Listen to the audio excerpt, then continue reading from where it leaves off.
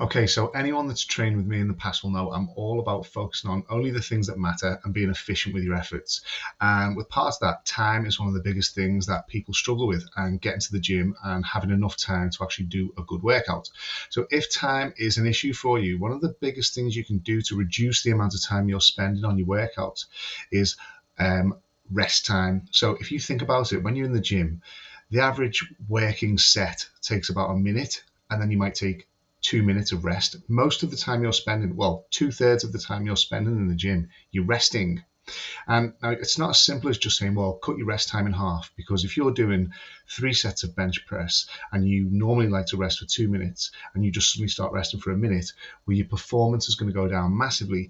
You won't be able to lift as much weight and your workouts will suffer as a result. So you can start to incorporate supersets. And all a superset is 2 exercises performed back to back with little or no rest in between the two. Now, there would be bad pairing in that context, and that would be doing something like a bench press and pairing that with pec deck, because it's 2 chest exercises. So with minimal or no rest between, you're going to have really poor performance. And in the context of purely saving time, that pairing is not going to work well for you. So how can you incorporate supersets to effectively reduce the amount of time you're spending in the gym and minimize your rest time?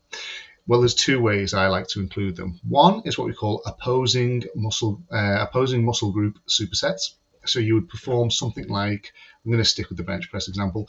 You might do a set of bench press, okay, for whatever weight, whatever rep ranges you're working on that week. Then you could go straight onto a cable row.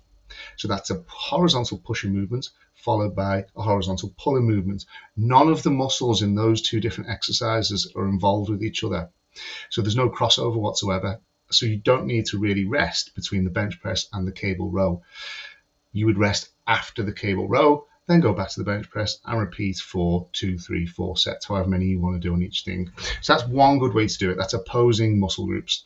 Another example of that would be, say, a shoulder press, and you could follow that with a lat pull down. Again, none of the muscle groups involved in that pushing movement, that vertical pushing movement, are involved in that vertical pulling movement. And the other way I like to incorporate these with clients is upper-lower supersets.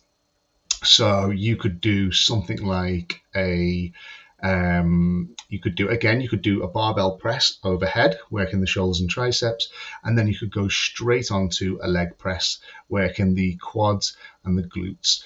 Again, none of the muscle groups involved in those 2 exercises are involved with each other, so there's no need to rest in between movements other than to kind of like just let you breathe and settle down, catch your breath, and go straight on. So immediately you're reducing the amount of time you need to rest in that workout, thus reducing the overall time spent in the gym. So if time is a concern for you and you don't think you're going to be able to train yourself properly in order to get an effective workout, just look at ways that you can save time in the workout, and supersets are a really good way of doing that.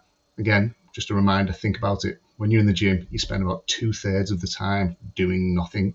So you may as well be efficient with your efforts. Look at supersets as a really good way to save time when you're training.